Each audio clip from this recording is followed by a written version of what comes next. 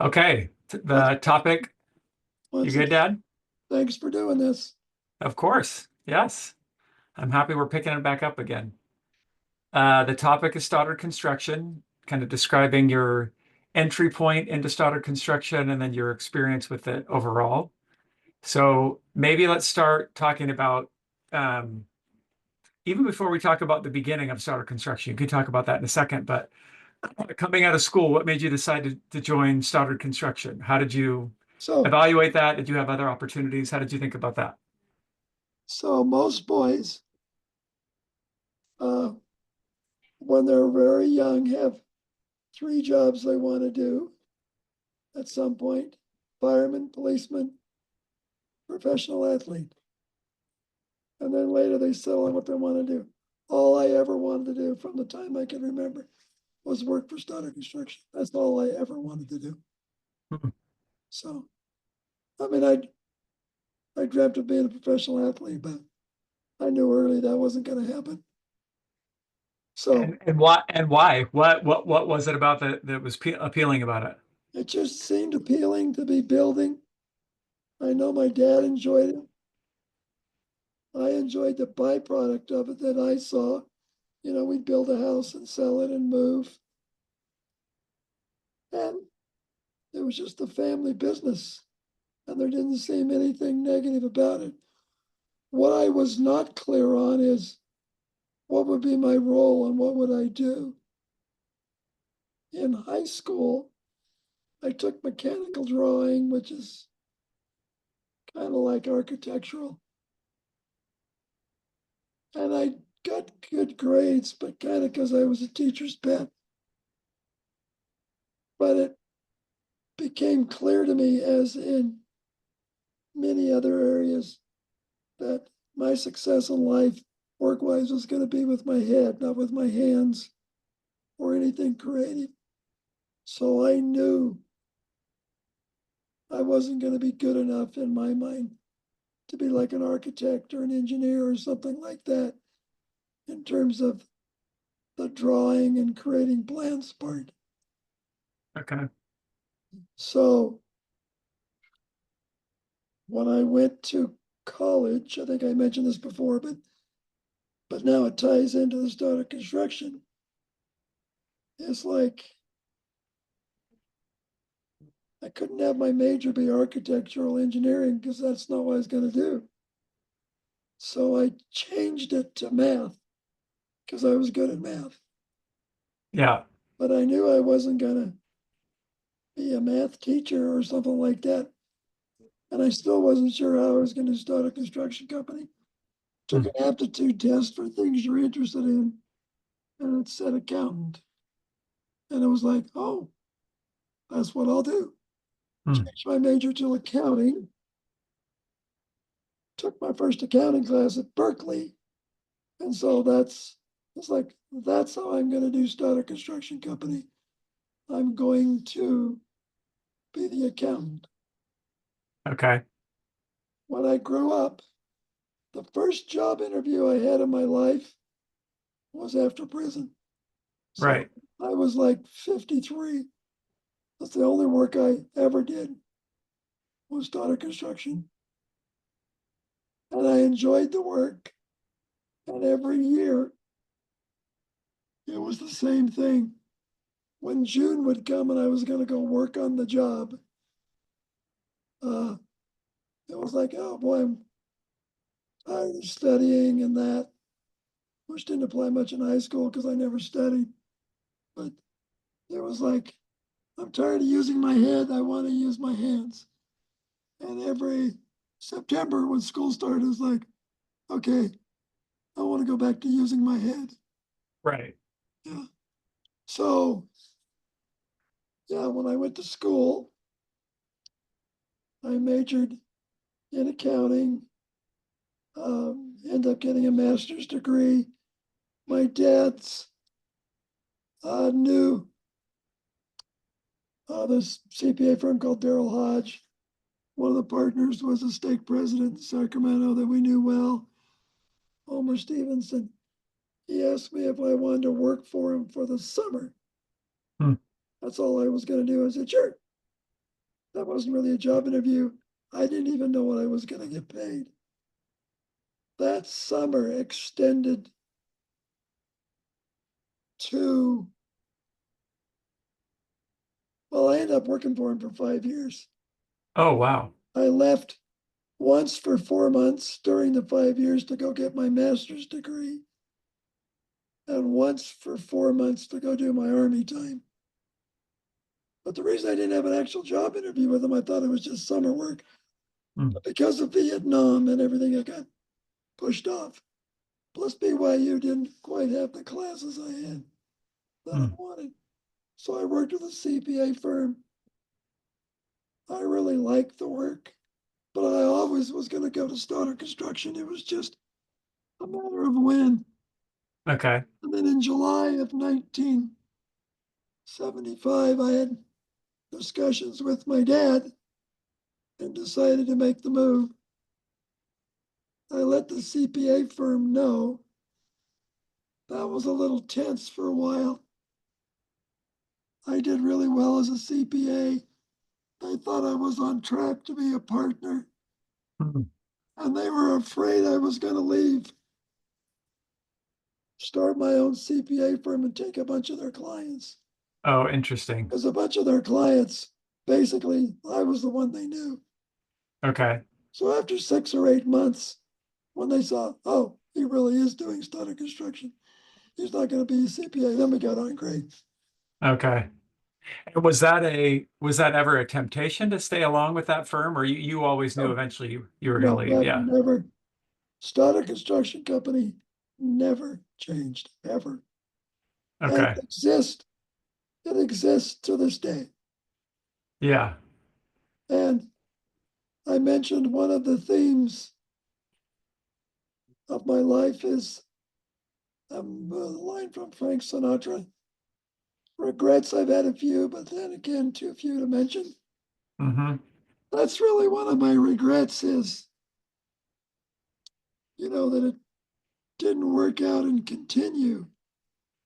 And right now, like I was working on today, I'm reactivating my license, Mm. not to do construction, but just to see if my work with Jeff, we possibly could use my license. Oh, interesting. But my regret was after it all fell apart and wound down, uh, that I couldn't build it back. So, my dad could feel better about how things ended up. So, Yeah.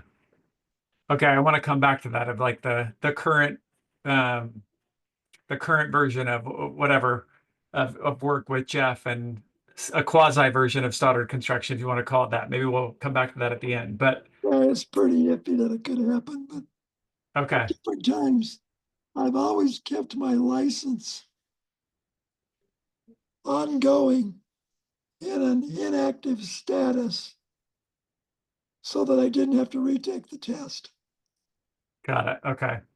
And so I have that now, and I just pay a couple $100 and I put it active. When I was in Stoddard Construction, Ron was out here to visit Ann, which was nice. And he and I were remembering dates. It was about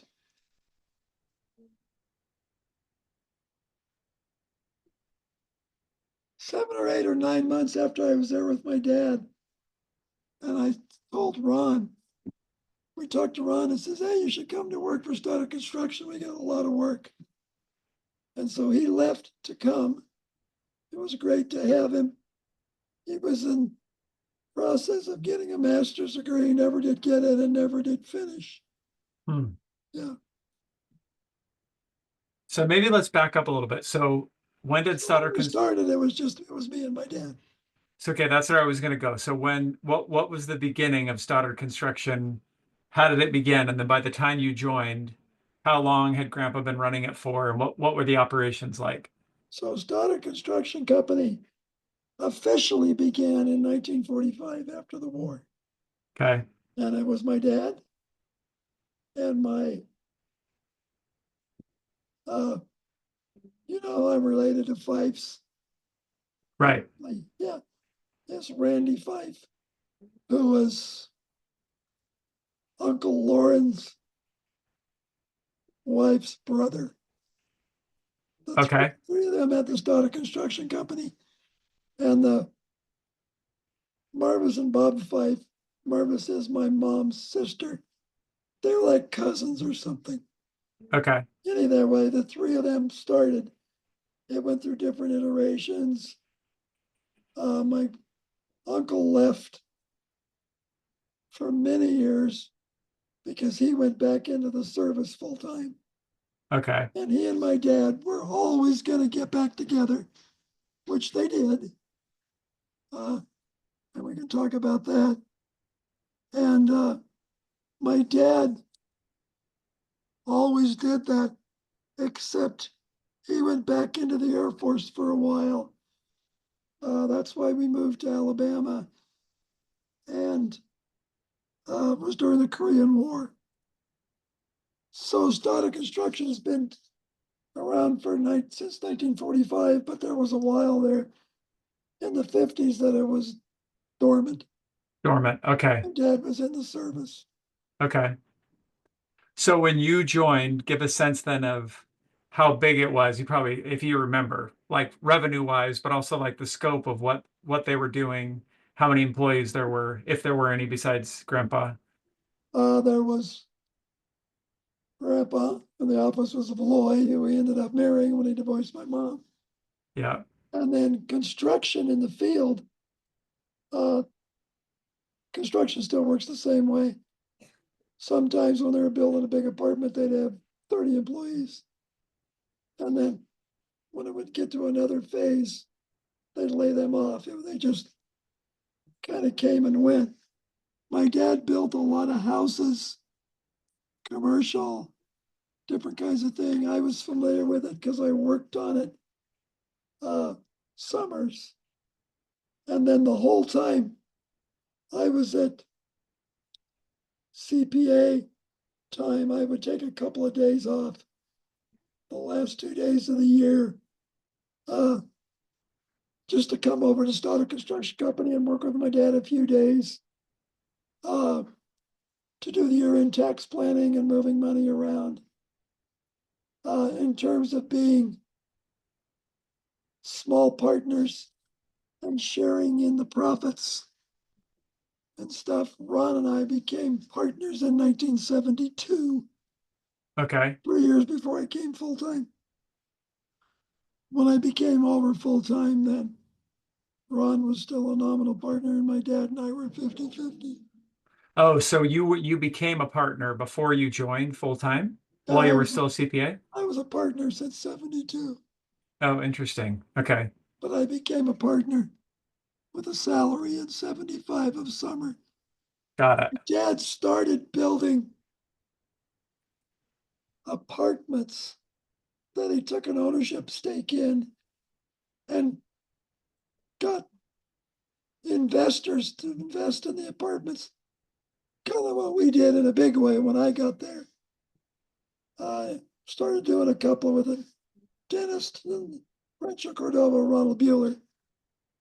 And when I came over, my dad and I was both clear to us that there was an opportunity to really grow it. Okay. So that's what we did. But so when you joined, he was just doing, was he doing any commercial housing or was it all apartment buildings when you first joined? It was, uh, the housing was kind of done. Okay. The only projects of all the time I was in there that we ever did basically was apartments. Okay. We built 895 Clark Tunnel.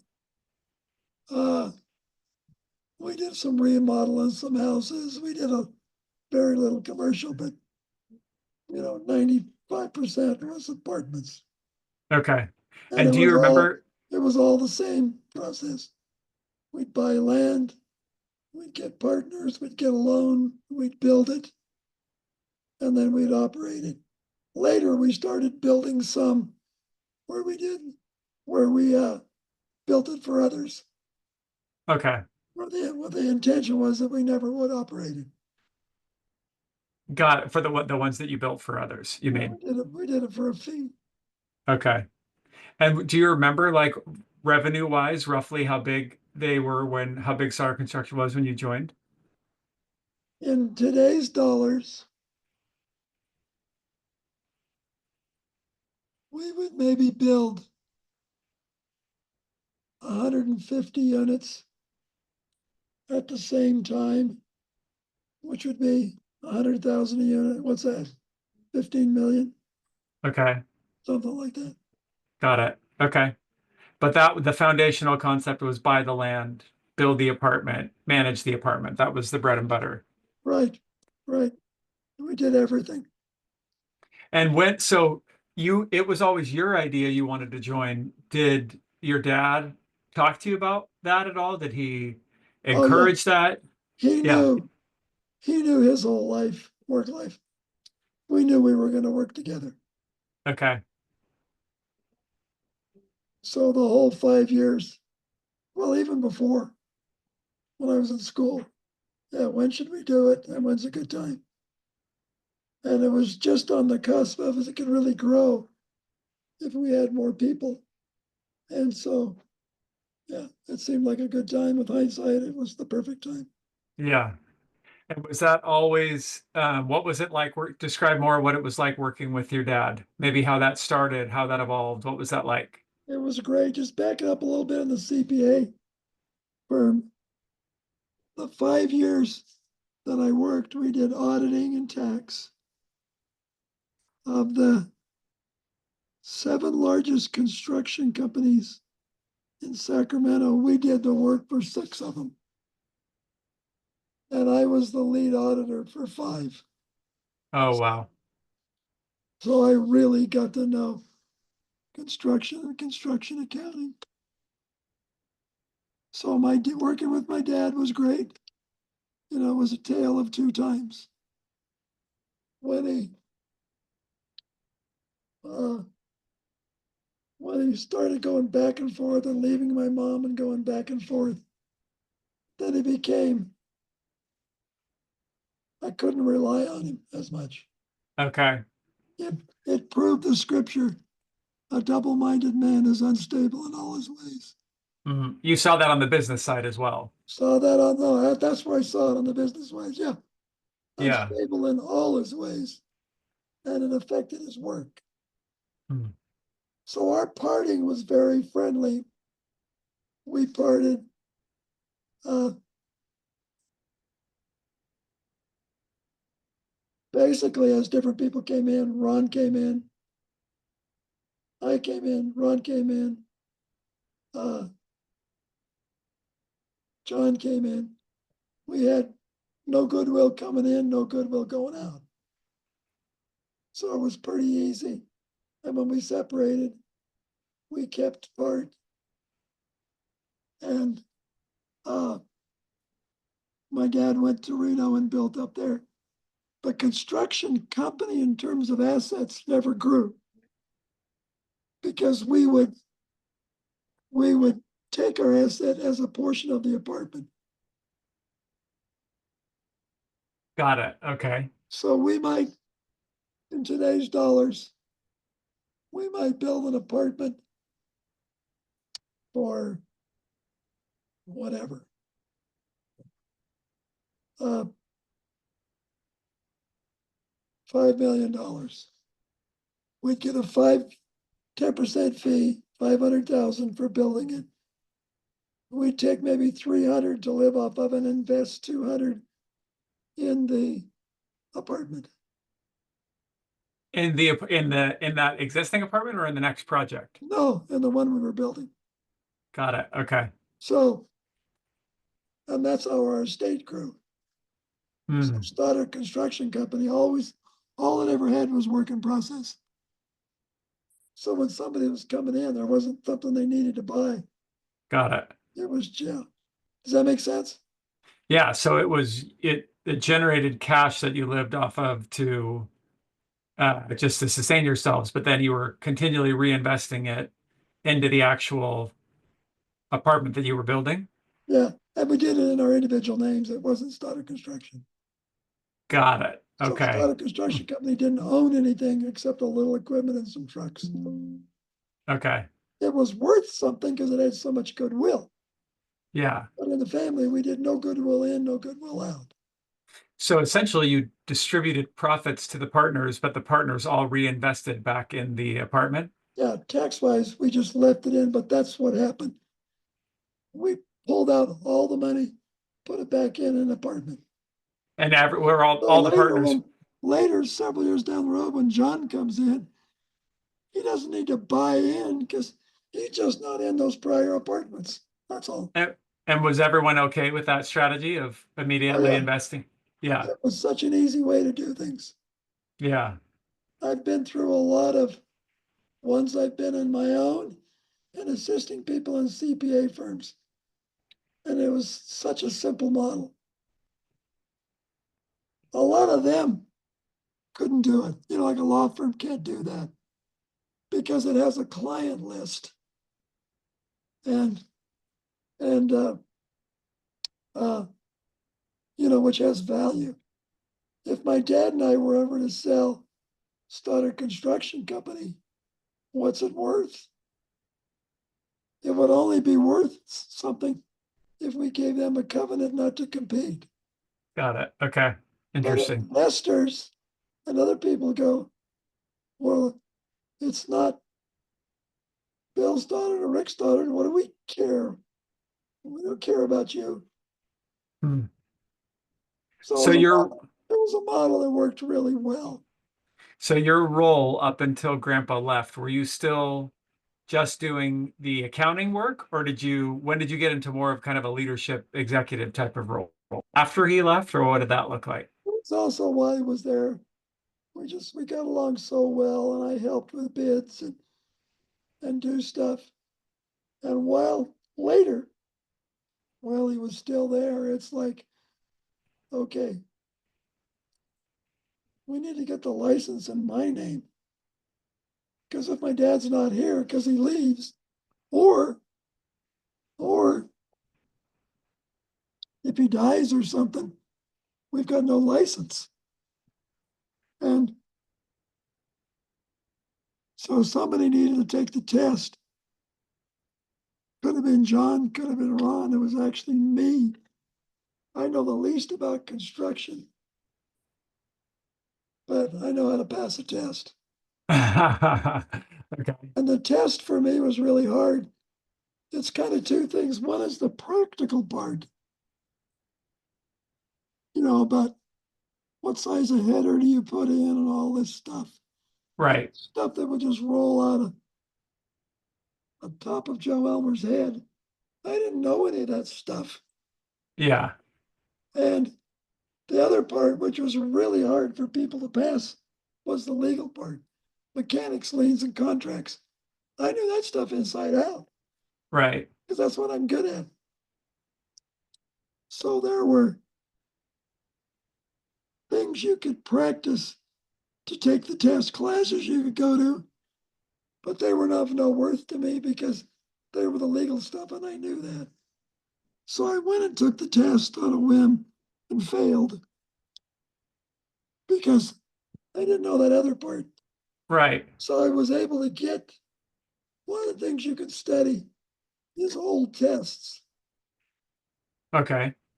So I did what I did with the CPA exam. You know, when I took the CPA test, I took tests which I did in college. I took the CPA exam for the last 10 years, which would be 20 tests, and studied those and basically memorized them. Okay. I was so ready for that test. And that's what I did for this contractor's exam, but it was hard for me to memorize because it wasn't stuff I was familiar with. And most of the answers were sometimes you can just do them on logic, you know. Yeah. And there'd be a test like, how many sink traps can you put in a 5-inch line? 4, 5, 6, or 7. I go, how do I know?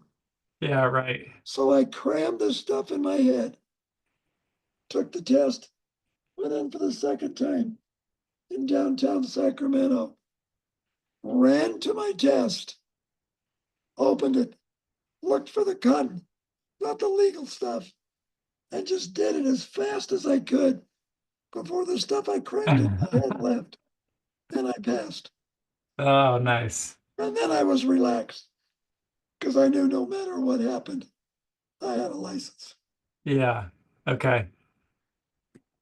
But you were playing more of a, so that was the kind of the formality of you were the one who was who did that, who passed the test, but you were playing more of a leadership role even before then and while Grandpa was still there. Yeah, yeah, we were really partners. And then later when it became the three of us and the four of us, then I was the lead guy only because I'm the loudest. Sure. And did it really feel that way? Did it and I'd be curious to ask everyone else if it felt like there was no hierarchy or was it clear that you were leading or how would you describe that dynamic? It was always very clear that I was leading. Okay. But that well, that wasn't a contentious or a debated thing. No, because one of the things we talked about, which was really interesting, and it was just lucky when we had the four of us, when what we wanted to do was what we did do, and it didn't overlap. Oh, okay. What you wanted to do individually. Yeah. So we would see construction people, uh, two plumbers, CPA, they come in, they want to form a partnership, they'd work for other people, and they'd go, uh, we'd help them form a partnership, an LLC or corp or whatever it was. And then they had to decide between the two of them who's going to run the office and who's going to be in the field. And they both wanted to be in the field. Right. So who's going to keep the books? It was usually their wife. Hmm. Attorneys have that. They'll have a partnership. Maybe it's 5 attorneys. You can't have 5 guys to run the office, and you can't have 5 rainmakers. Right. Right. Just like you kind of got to have a rainmaker, a guy who runs the office, and 3 guys who actually do the legal work. And sometimes that shorts itself out. There is a guy who wants to run the office because he likes that. And there is a guy who's a good rainmaker and he wants to do it. So how would you describe the four and the fourth one you're talking about is Steve, I'm guessing. How would you describe what everyone wanted to do? Okay, so what John wanted to do was run the jobs. So that's what he did. What Ron wanted to do was the subcontracts, the quality control, work with the architect, do some of the designing himself. I wanted to do the deals, get the partners, get the loans, do the accounting, do the taxes. What Steve wanted to do was the IT and manage the apartments that we had built, Hmm. along with my mom later. Yeah. So it was worked good. There was no overlap and we had everything covered. And that was kind of from the beginning, it was pretty clear what everyone wanted to do. Yeah. So for example, just to make something up, let's just say Steve had been in construction. That's what he wanted to do. We got 2 guys that want to run the field. And we got nobody for IT and nobody to manage the apartments. What are we going to do? Right. So we were really lucky because nobody kind of had to be, well, I don't want to do it, but I'll do that. Everybody Sure. was doing what they wanted.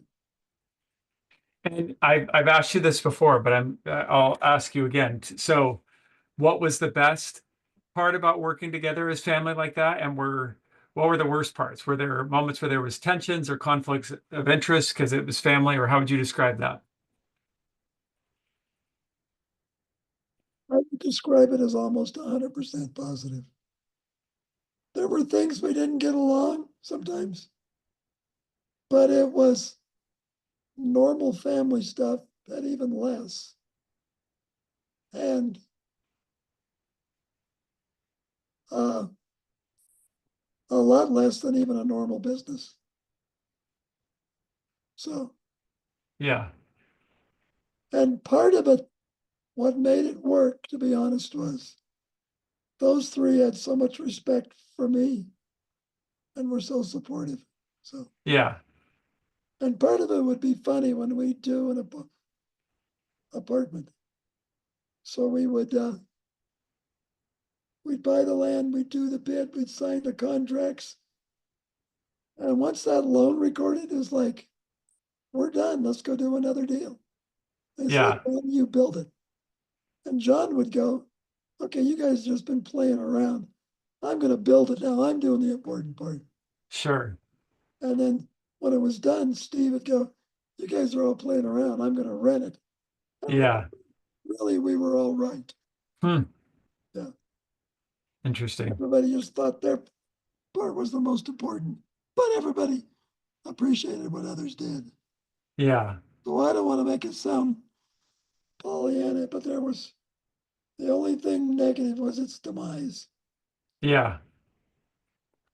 So I And, want to, and as I've said before, I've dealt with Conley with people who get on a hamster wheel where they look at a decision that they've made in their life and go, ah, gosh, why did I do that? Everything would be different. I did that myself a month ago. hmm. Why did I decide to hop on my bike? An idiot. Anyway, Conley was dealing with a lady who had mental health issues. They'd sold their house and she thought it was a dumb idea and she just couldn't leave it alone. Asked me to talk to her and I said, I cannot describe you how different my life would be if back when there was a conversation when somebody said, you should start a savings alone. If I would have said, I don't think that's a good idea. If I would have said that, Stoddard Construction Company would still exist and be flourishing. Yeah. Okay. So I want to back up a little bit and then get into that. So you Uh, joined in 75. yeah. Talk about the arc of how the company grew from 75 into when things started to get bumpier in the 90s. And well, I want to hit on the legal stuff specifically, but talk about how the company grew before that. So it kept growing. Uh, so, and our limit was just how many partners could we get to invest in deals? Right. Uh, I'd have to do some computations to put it in current dollars. But at one point in the late 70s, we were building 4 large apartments, one in Concord, one in Folsom, one in Sacramento, and one in Vacaville. And we were managing it just fine. So we had not reached our limit. Hmm. Um, so, it just could have kept growing. It was just limited about how many loans can we get and how fast can we get partners. So as we grew, we talked to Ron and he came over. And then we had worked for a guy growing up named Burke Olson. I don't know if you knew my friend Mike Olson. We were friends with their family. He'd worked for my dad. He was very loyal, very good at what he did. Probably one of the hardest guys for people to get along with that's ever walked the face of the earth. Oh, wow. And we worked for him and he was just brutal with us. But he was also a family friend. But he was very exact in what he did.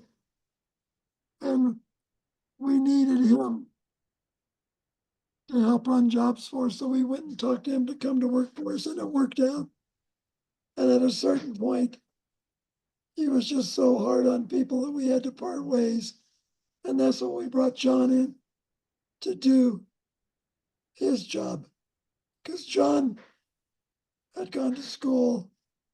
I don't know if he had dreams of starting a construction company, but I know he thought about it. But he worked for a while for Bechtel, which at that time was probably the largest construction company in the world, still big. And we talked to him and he came over. And he was very good at what he did because of all that experience he had at Bechtel. Right. Can't remember the timing for Steve. I can't even remember if Steve or my mom came first. Okay. So that grew with them as employees, but the scope of the work of what you were doing year over year, did that continue to expand or was that I pretty continued steady? to grow, and the maximum was we did 4 at Okay. the same time, and we could have done more in terms of being able to do it. Yeah. So, So if it was in today's figures when you started around 5 million, no, did you say 15 million? When you started so something, 4 at the same time would be, how many units was that? One was 300.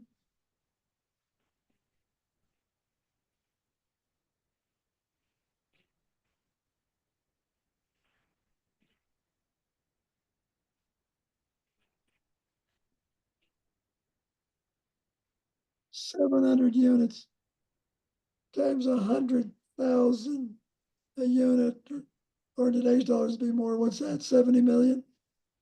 got it. Okay. And were you profitable relative to other construction firms, would you say?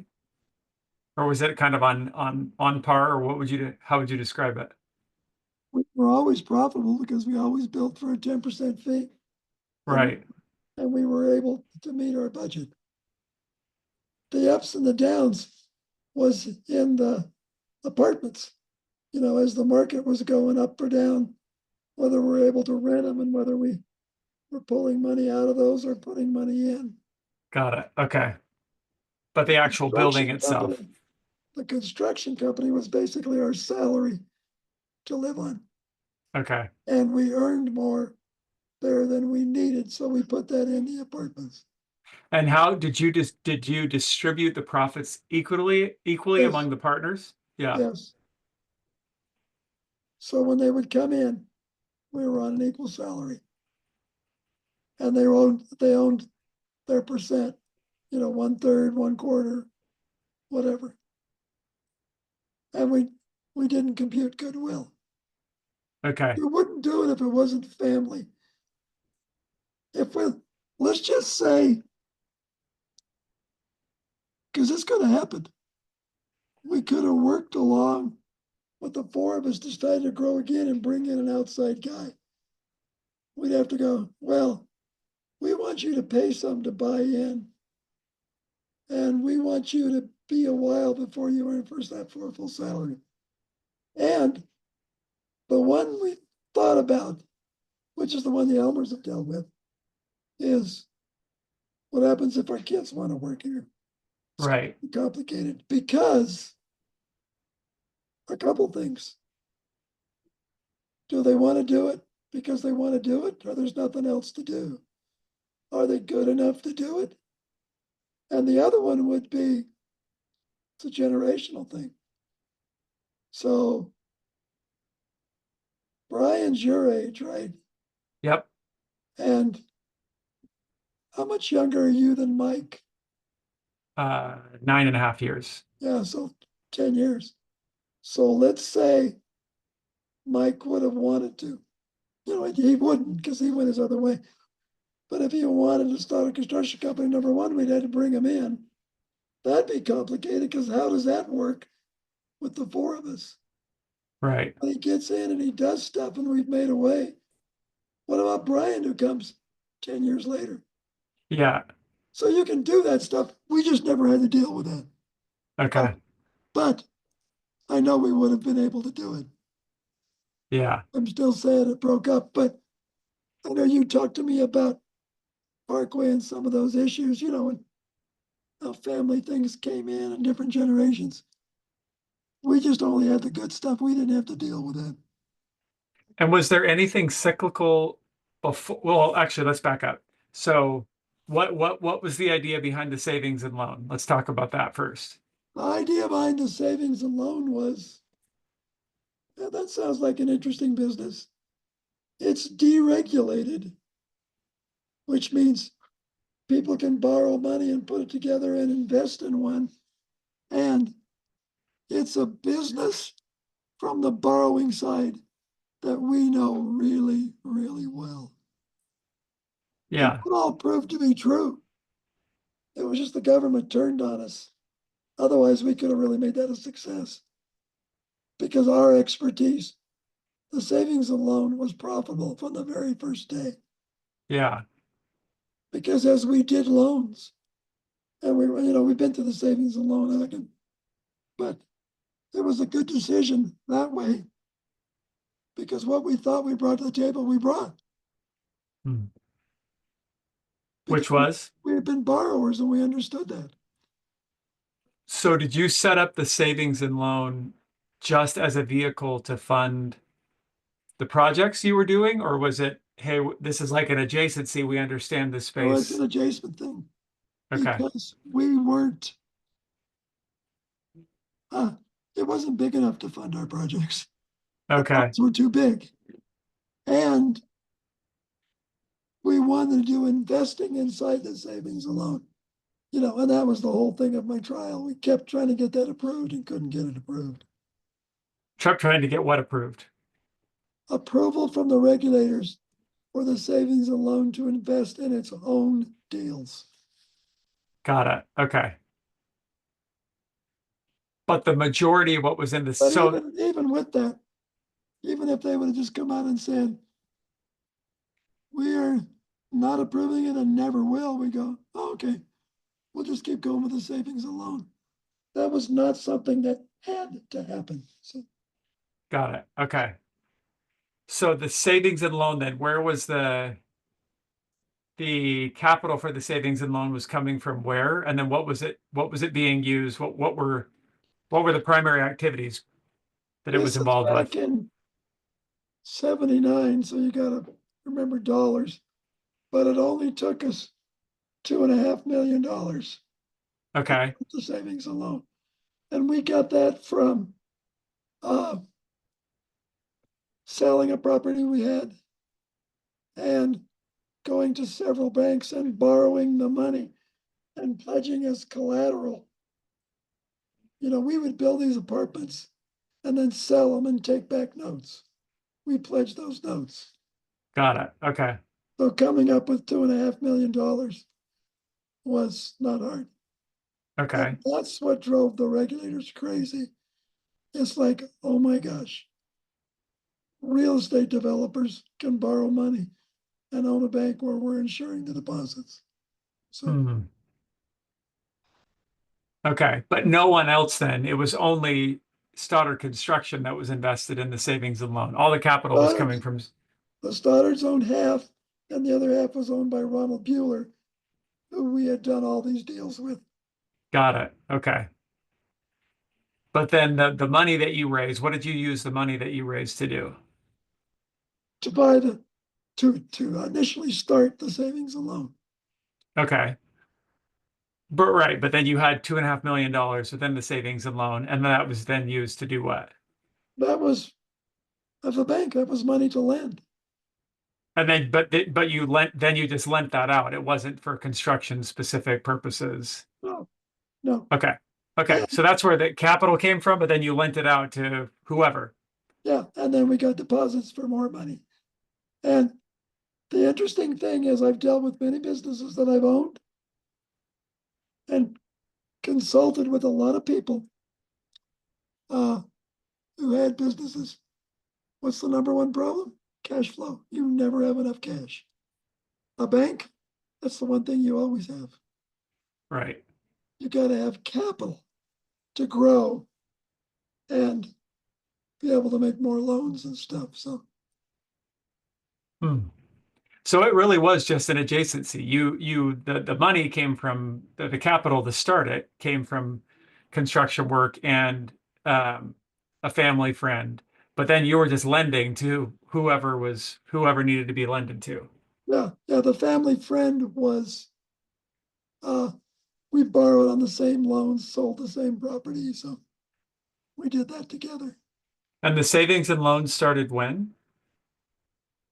Was it 70? Oh, it was that early? Was it 79 or 80? Oh no, I think it was 85. Okay. So And a was that lot of, I don't want to bore you with finance stuff, but in the late 70s and early 80s, the prime interest rate was like 18%, right?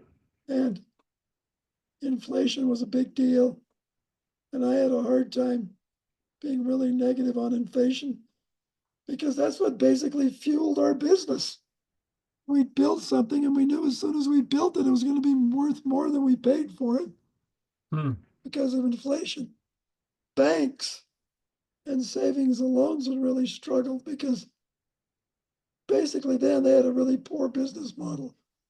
They lend long and borrow short, if that makes sense. Explain what you mean.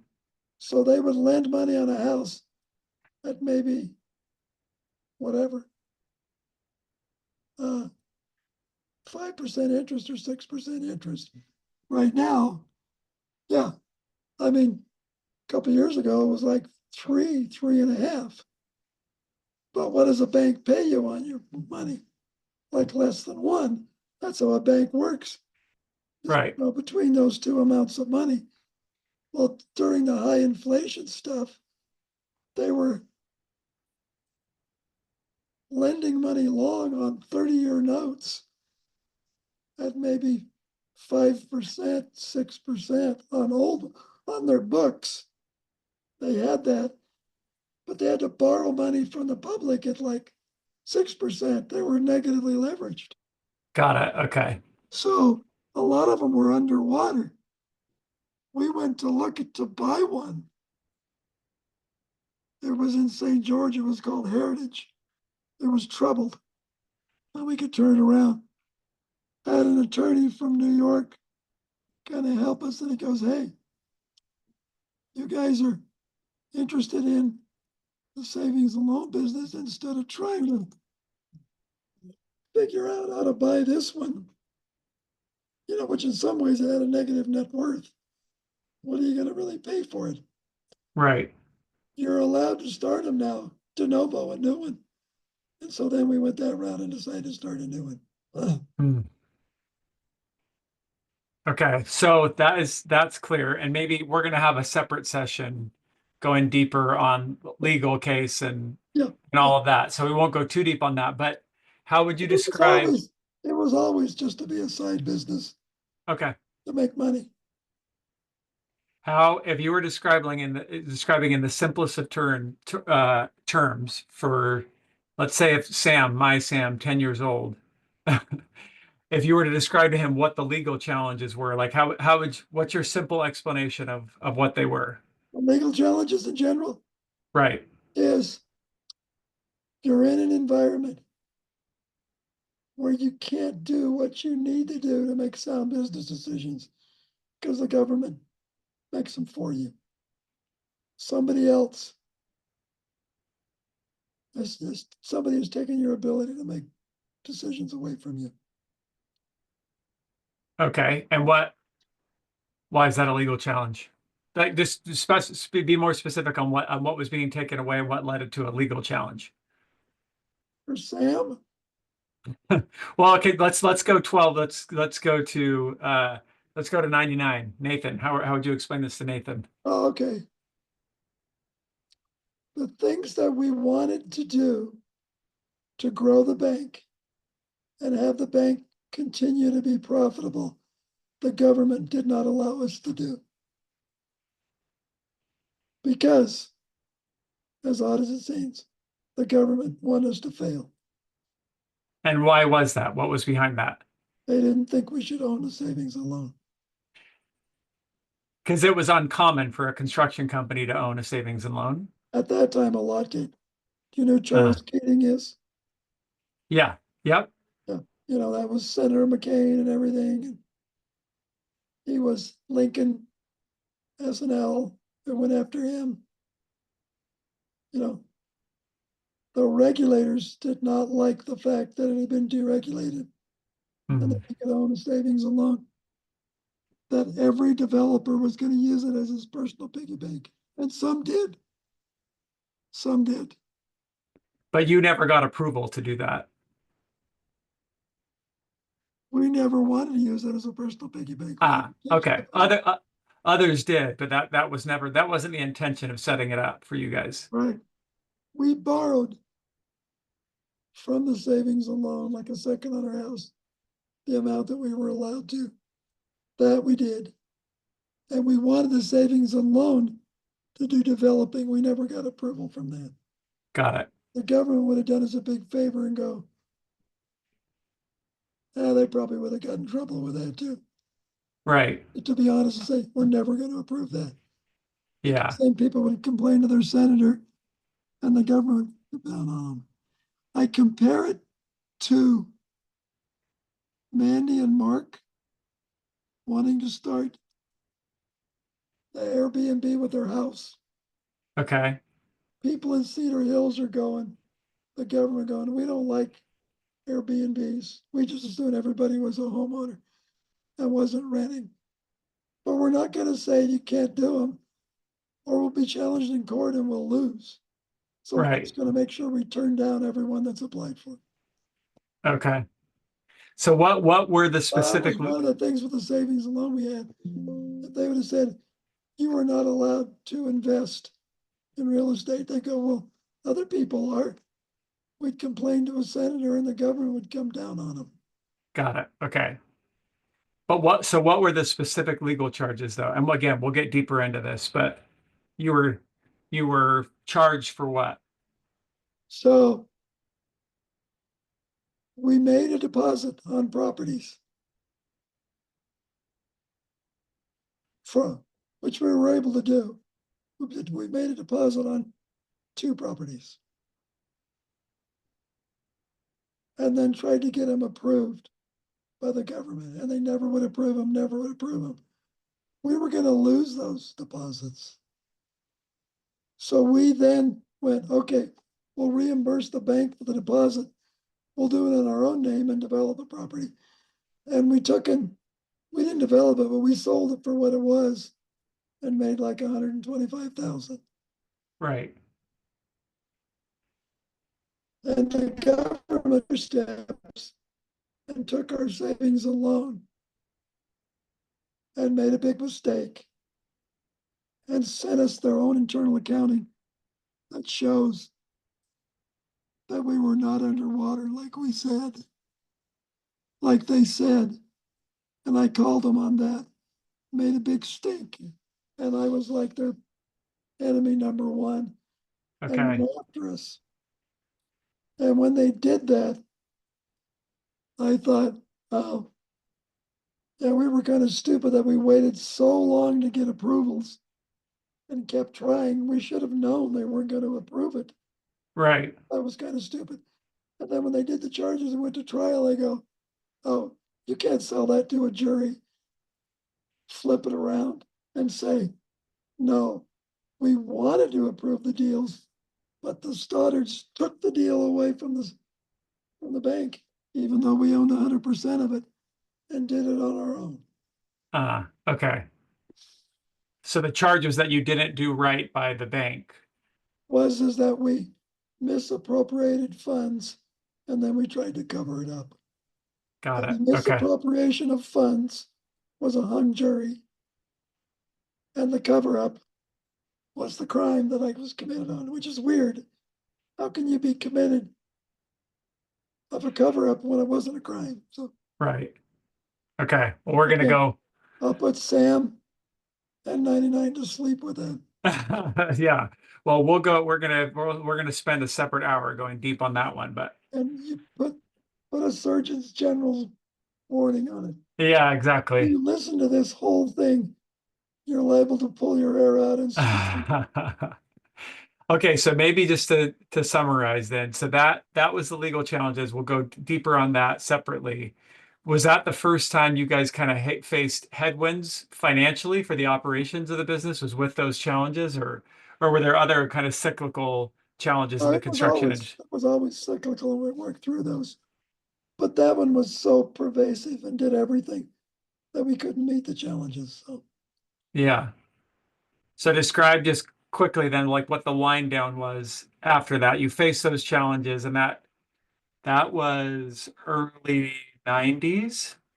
That was right? 90. so my trial was 95, Yep. and we had declared bankruptcy, I think, in 94. Okay. And that was really because you were like what led to that? How did the legal issues impact Stoddard Construction financially? Because we had to pay back these loans that we had borrowed from, uh, that we had borrowed from. There wasn't a lot of construction going on then. We couldn't tough it out because we had the loans deal. We had some just ongoing legal issues with some of our deals that didn't fund, or we couldn't afford to hire an attorney, and we'll end up losing those. Yeah. One of them we lost because of fraud that the other side committed. Huh. I can't ask you to, don't ask me to find it because I can't remember, but there's a difference between intrinsic and extrinsic fraud. But anyway, so it just all cascaded. Yeah. And how what was that like? I mean, obviously that was challenging, but how did you work through that individually? How was that for everyone in the family? How would you describe that? So I am not complaining about this at all, then or now. I was in charge. Those were my issues. Everybody felt them. Yeah. That fell on me. That fell on me. The trial, the government wanted a scapegoat and a carcass they could hang to the wall. That fell on me. Right. Why did I go to jail and nobody else? Because I was the natural one. Hmm. So it was a nightmare. Yeah. And I was remembering it. I was thinking of it with Cambodia. I keep getting frustrated because they're not doing anything. And and uh, right now we're on hold because Kunthel, his father died. Right. That is totally logical. I remember, I remember. So it'd be 89. It was like 2 days after Brent's funeral. Uh, I am in meeting with bankers who need these loans paid back. They're nice people. They are just, it was brutal, grilling the heck out of me. right. And and I thought, you people don't know what I'm going through personally. These were really nice people. Right. Said, I'm sorry, I'm kind of out of it. My son died 2 days ago. They go, oh my gosh, we're so sorry. Right. Let's reconvene this in a month. They would have done that. Right. I was like, no, I've just got to deal with this. It's a Yeah. nightmare and it's only going to get worse. Yeah. And they so they And so make sure, it was interesting. The timing of when it happened was interesting. So it was almost to a day. The day I was sustained as a bishop, it just all collapsed. oh, okay. Yeah. I've Which heard was people when, say, oh, I'm serving as a bishop. That means my financial life should be better. It's like, mine was exactly the opposite. yeah, not how it works. So it just was. It was a nightmare, but I just had to face it.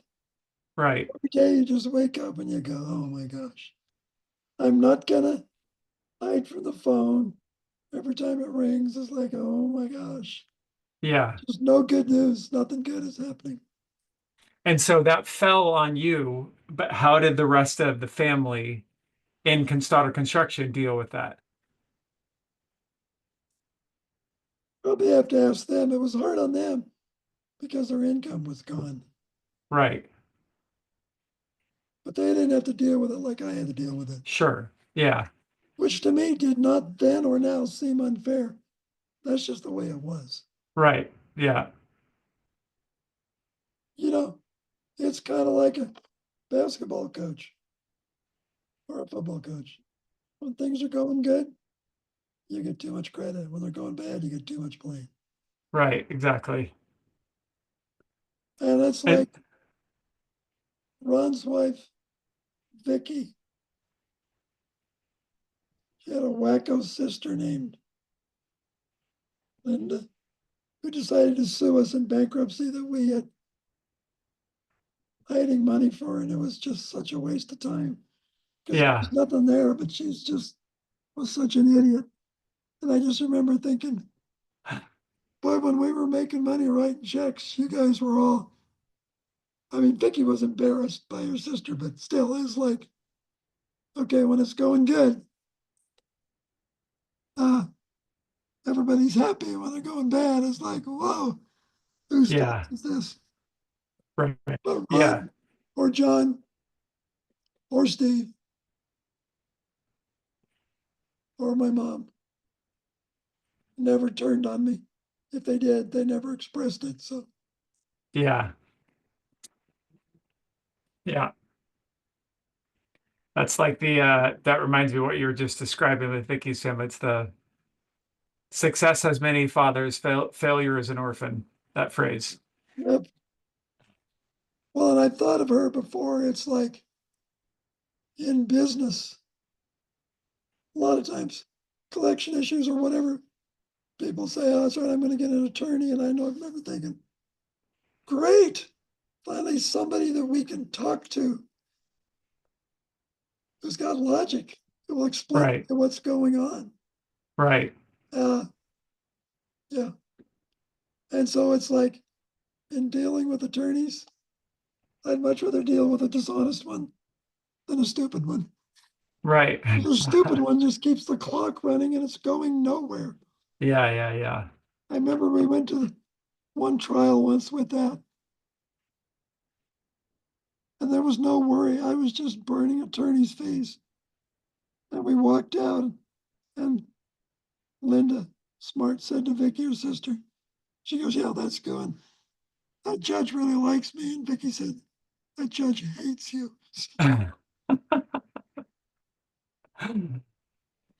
Oh. So anyway, it was just all that stuff. So Okay. Well, like I, I don't know if nightmare is enough of a description, but that's what it was. yeah. And how long would you describe that period of it being feeling like a nightmare was how long? Uh,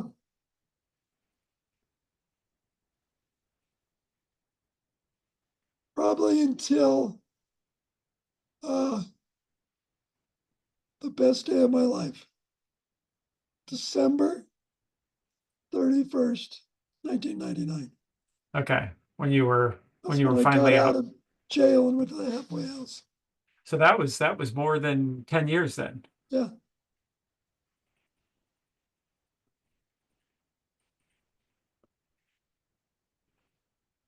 That's a long nightmare. yeah, but that's the way it is. Yeah.